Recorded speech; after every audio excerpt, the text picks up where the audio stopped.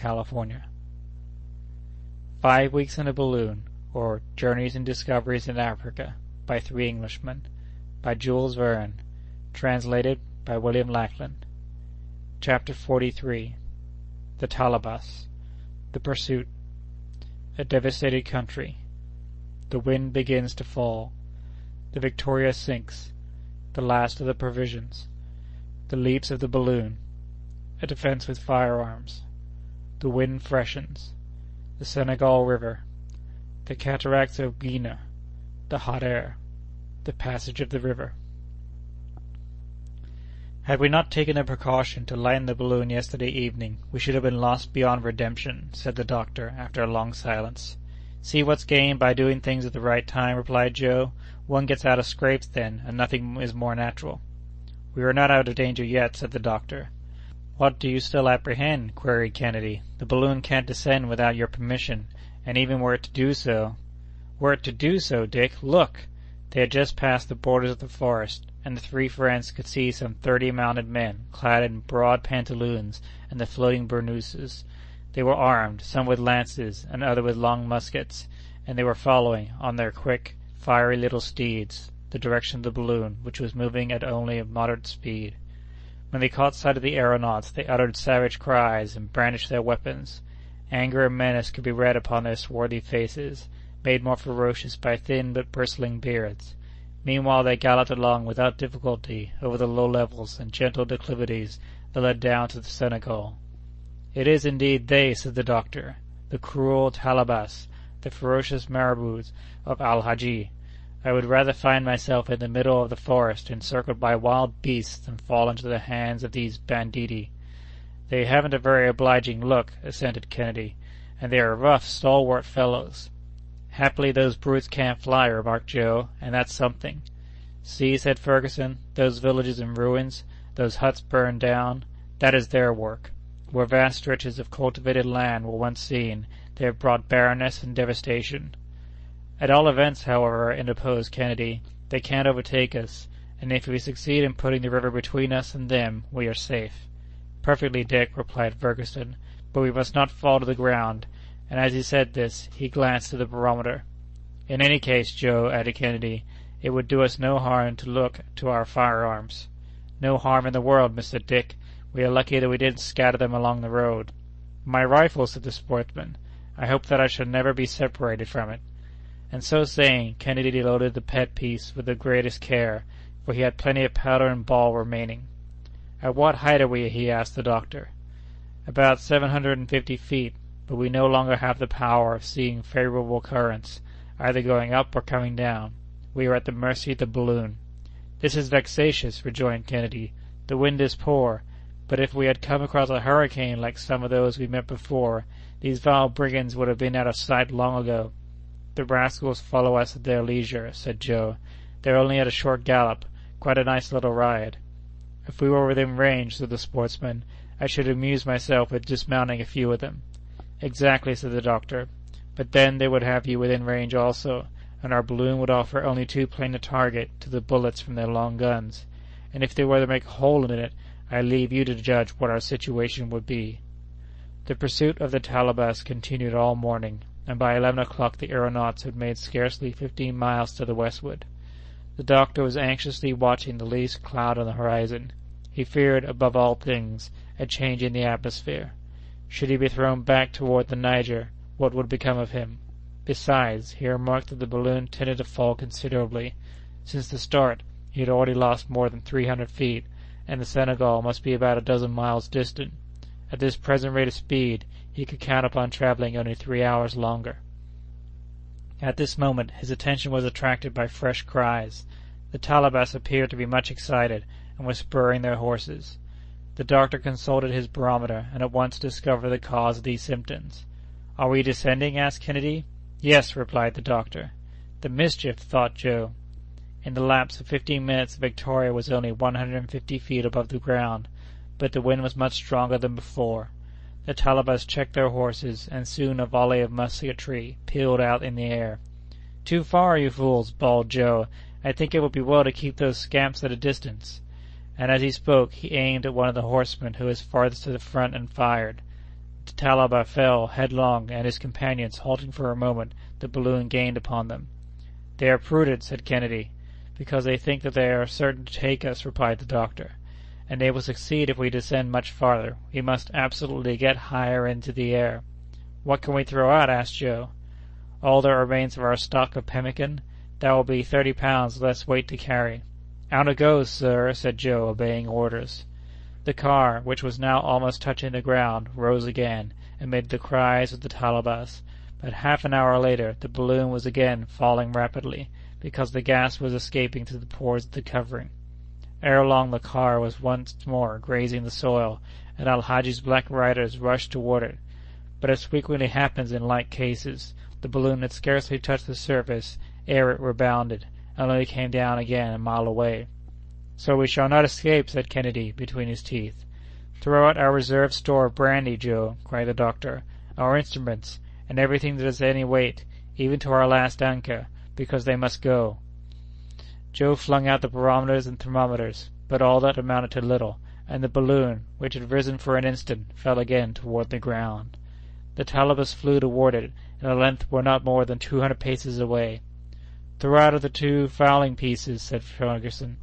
"Not without discharging them, at least," responded the sportsman, and 4 shots in quick succession struck the thick of the advancing group of horsemen. 4 Talabas fell, amid the frantic howls and imprecations of their comrades. The Victoria ascended once more, and made some enormous leaps, like a huge gum-elastic ball, bounding and rebounding through the air. A strange sight it was to see these unfortunate men endeavoring to escape by those huge aerial strides, and seeming, like the giant Antaeus, to receive fresh strength every time they touched the earth. But this situation had to terminate. It was now nearly noon. The Victoria was getting empty and exhausted, and assuming a more and more elongated form every instant. Its outer covering was becoming flaccid, and floated loosely in the air, and the folds of the silk rustled and grated on each other. "Heaven abandon us," said Kennedy. "We have to fall." Joe made no answer. He kept looking intently at his master. "No," said the latter, "we have more than 150 pounds yet to throw out." "What can it be, then?" said Kennedy, thinking that the doctor must be going mad. "The car," was his reply. "We can cling to the network. There we can hang on in the meshes until we reach the river. Quick! Quick!" And these daring men did not hesitate a moment to avail themselves of this last desperate means of escape. They clutched the network, as the doctor directed, and Joe, holding on by one hand, with the other cut the cords that suspended the car, and the latter dropped to the ground just as the balloon was sinking for the last time. "Hurrah! Hurrah!" shouted the brave fellow exultingly, as the Victoria, once more relieved, shot up again to a height of 300 feet. The Talaba spurred their horses, which now came tearing on at a furious gallop, but the balloon, falling in with a much more favorable wind, shot ahead of them, and was rapidly carried toward a hill that stretched across the horizon to the westward. This was a circumstance favorable to the aeronauts, because they could rise over the hill, while Al-Hadji's horde had to diverge to the northward in order to pass this obstacle. The 3 friends still clung to the network. They had been able to fasten it under their feet, where it had formed a sort of swinging pocket. Suddenly, after they had crossed the hill, the doctor exclaimed, "The river! The river! The Senegal, my friends!"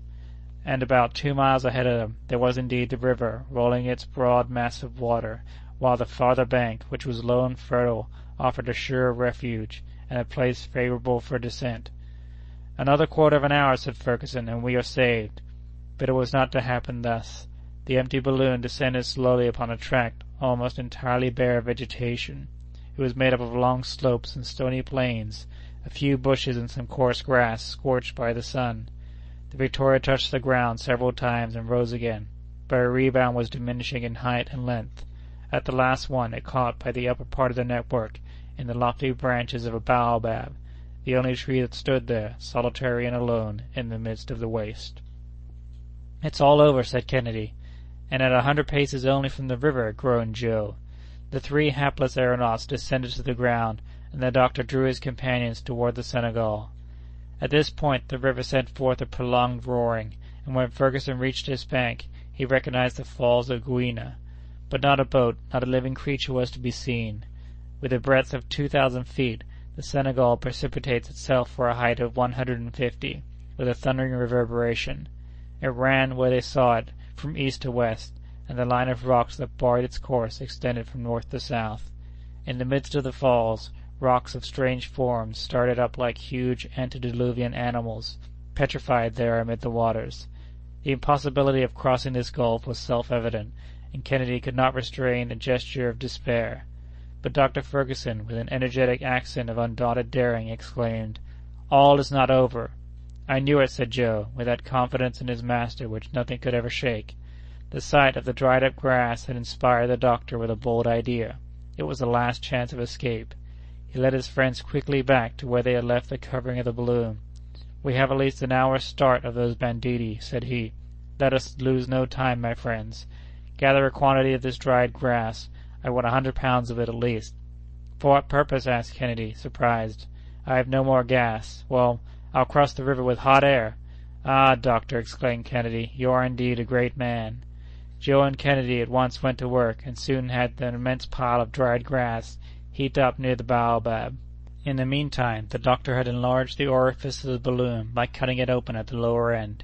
He then was very careful to expel the last remnant of hydrogen through the valve, after which he heaped up a quantity of grass under the balloon and set fire to it. It takes but a little while to inflate a balloon with hot air. A head of 180 degrees is sufficient to diminish the weight of the air it contains to the extent of 1/2 by rarefying it. Thus the Victoria quickly began to assume a more rounded form. There was no lack of grass. The fire was kept in full blast by the doctor's assiduous efforts, and the balloon grew fuller every instant. It was then 3:45 o'clock. At this moment the band of Talabas reappeared about 2 miles to the northward, and the three friends could hear their cries and the clatter of their horses galloping at full speed. "In 20 minutes they will be here," said Kennedy. More grass, Joe. In 10 minutes we shall have her full of hot air." "Here it is, doctor." The Victoria was now 2/3 inflated. "Come, my friends, let us take hold of the network, as we did before." "All right," they answered together.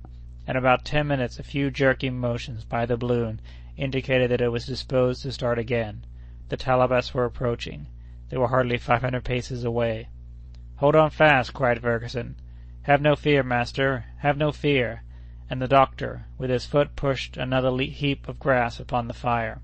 With this the balloon, now completely inflated by the increased temperature, moved away, sweeping the branches of the baobab in her flight. "We're off!" shouted Joe. A volley of musketry responded to his exclamation. A bullet even ploughed his shoulder, but Kennedy, leaning over and discharging his rifle with one hand, brought another of the enemy to the ground. Cries of fury exceeding all description hailed the departure of the balloon, which had at once ascended nearly 800 feet. A swift current caught and swept it along with the most alarming oscillations, while the intrepid doctor and his friends saw the gulf of the cataracts yawning below them. 10 minutes later, and without having exchanged a word, they descended gradually toward the other bank of the river. There, astonished, speechless, terrified, stood a group of men clad in the French uniform. Judge of their amazement when they saw the balloon rise from the right bank of the river. They had well nigh taken it for some celestial phenomenon, but their officers, a lieutenant of marines and a naval ensign, having seen mention made of Dr. Ferguson's daring expedition in the European papers, quickly explained the real state of the case. The balloon, losing its inflation little by little, settled with the daring travelers still clinging to its network, but it was doubtful whether it would reach the land. At once some of the brave Frenchmen rushed into the water and caught the three aeronauts in their arms, just as the Victoria fell at the distance of a few fathoms from the left bank of the Senegal. "Dr. Ferguson!" exclaimed the lieutenant. "The same, sir," replied the doctor quietly, "and his two friends." The Frenchmen escorted our travelers from the river, while the balloon, half empty and borne away by a swift current, sped on to plunge, like a huge bubble, headlong with the waters of the Senegal, into the cataracts of Guiana. "The poor Victoria!" was Joe's farewell remark. The doctor could not restrain a tear, and extending his hands, his two friends wrung them silently with that deep emotion which requires no spoken words. End of chapter 43 of 5 Weeks in a Balloon. Recording by Alex C. Talander, Roseville, California. www.alexctalander.com